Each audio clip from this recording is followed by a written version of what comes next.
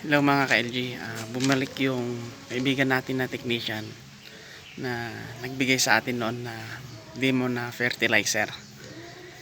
So nagbigay siya ulit pang follow up sa ating in-applyan na sibuyas. Then pakita din natin yung ibang mga produkto niya. Okay.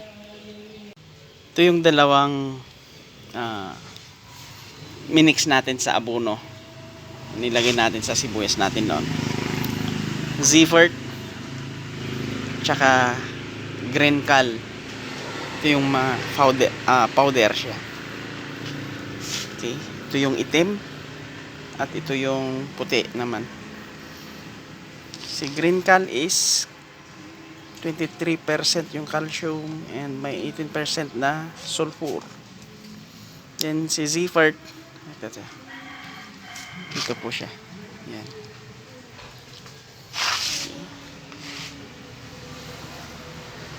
Then nagbigay din siya ng mga iba pang dito. Si Megafol, kay Balagro ito. Then Kali humic acid, then Calbit C, tsaka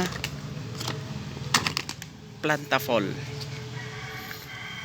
Puro foliar fertilizer, yan, mga nutrients para sa halaman. Humic acid. Okay. So ito, spray natin to sa itong tatlo na to. Spray natin sa mga gulay natin. Try din tayo sa sibuyas. Okay. Ito pwedeng ihalo sa fertilizer and pwede din pang drenching. Okay. Ito.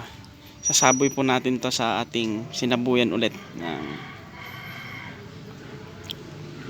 after natin magpatubig, or mag-try din tayo ng dry. Ano yung epekto niya, kasi sabi niya pwede daw i-apply kahit dry. Okay, so abangan po natin. So ito pala yung talagang sinabi natin noon, hinalo natin sa fertilizer, yung video natin nung nakaraan. Okay.